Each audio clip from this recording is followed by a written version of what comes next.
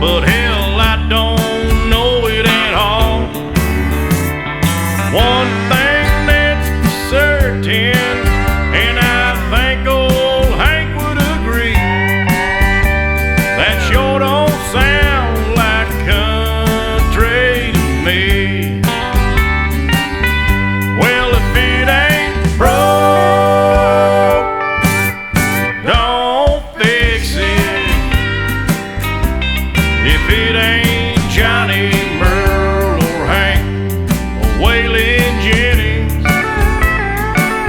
yeah, if it ain't got that honky-tonk horn like Ernest Tubb had from the start, if it ain't broke, don't fix it.